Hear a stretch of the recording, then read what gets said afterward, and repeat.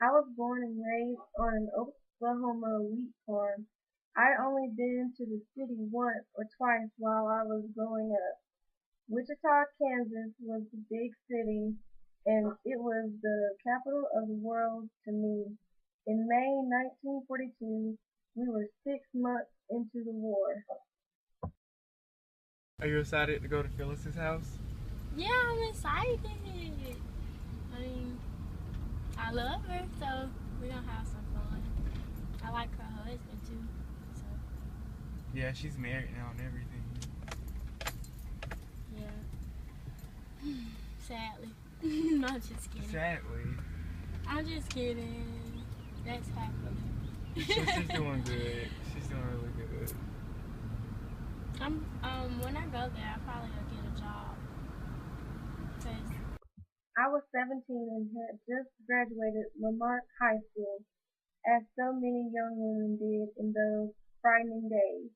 I felt compelled to do my part for the war effort, so I decided to head for Wichita, home of Beechcraft, Boeing, and Cessna aircraft builders.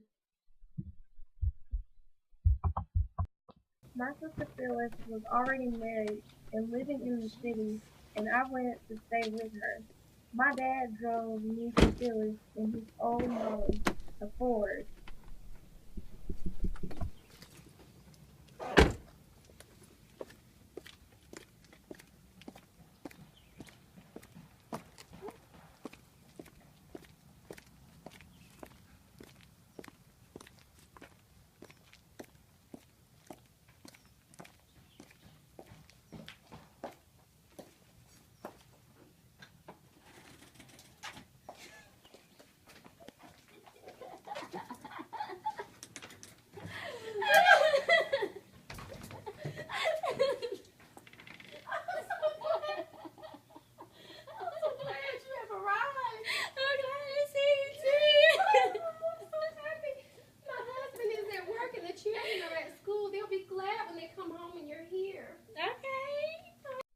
I went to training school for 3 weeks before starting work at Davis West Holt, a small airplane parts factory, as a welder making tailpipes for B-29s.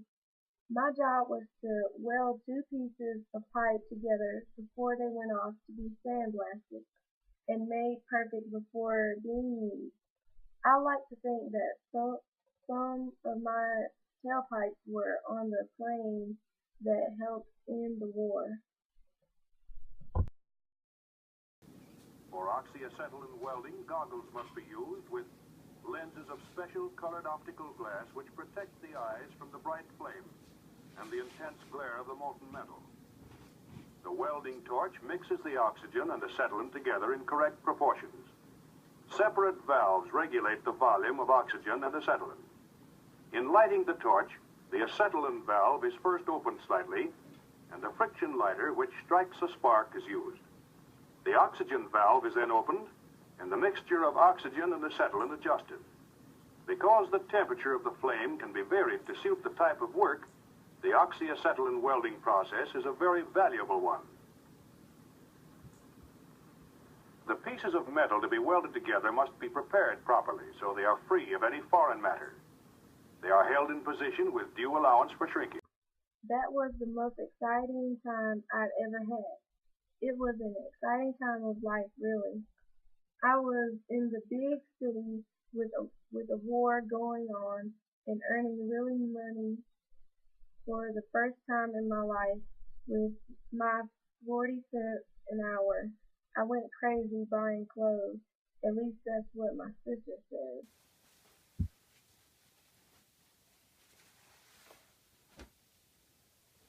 Wow, Mary, you have so many clothes. You must have spent your whole check on them. No, I still have a dime. Well, they're really nice. These clothes are the bee's knees. Really? Oh, I see. Yeah. I got a new shawl, you see? It's cute, ain't it? Can I try it on? Yeah. But you were always aware of the war, And there were many sad times when families you knew and ones you didn't received a telegram that informed them of loved ones lost in the war. Telegram.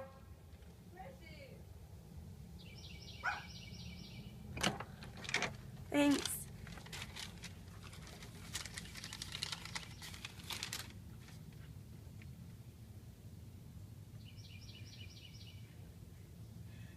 My father is dead.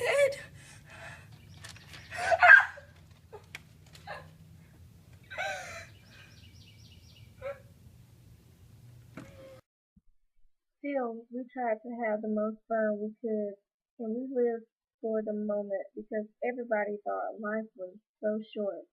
It was everyone's motto that you could be dead before tomorrow ever came.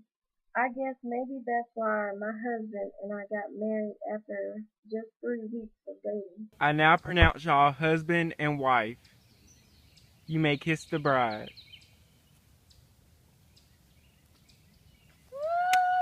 Introducing the Brancados. I met him at the park factory. Of course, there weren't a lot of places to go back then, not like today with all the shows and things, but you could get into the movies for about a dime, and that's where we would go on dates. But most of the time, I was too tired to do much and certainly didn't go very often. Welding was a hard job, and the heat from the acetylene torch really tired me out. From AM to 4 p.m., I sat in my uniform, which was a pair of blue twill coveralls and a cotton bandana to tie my hair up in, welding the two seams of stainless steel pipes together.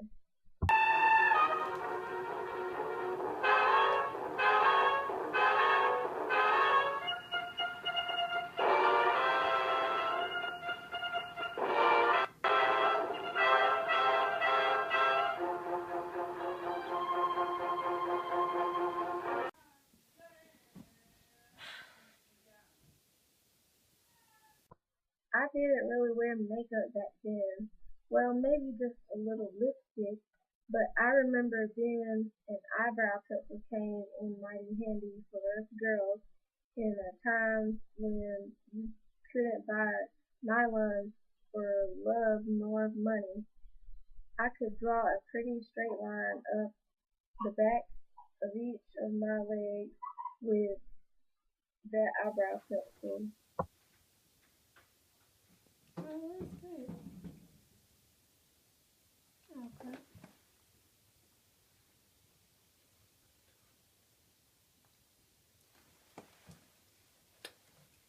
Ooh, I did it good.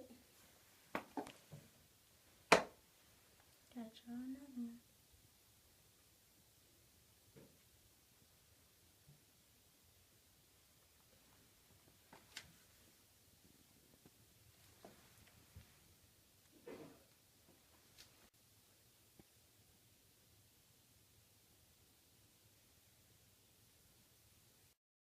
It really did look like I had on hose for the rare occasions my friends and I went out dancing.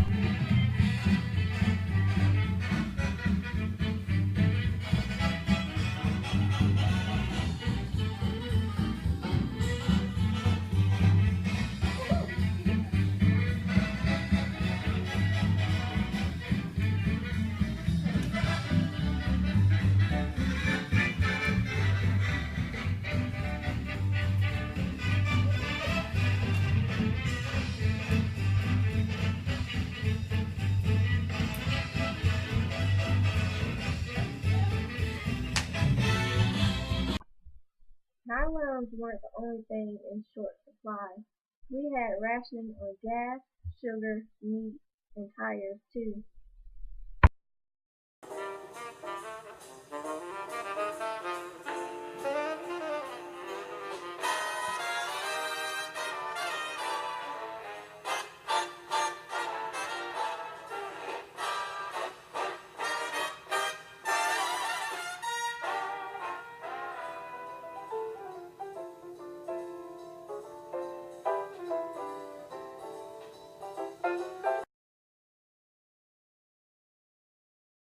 The war changed my life. I probably would have been a stay-at-home housewife. Instead, I continued to work throughout my adult life, including as a working mother of four boys, and I was a postal service worker for 22 years until my retirement in 1988.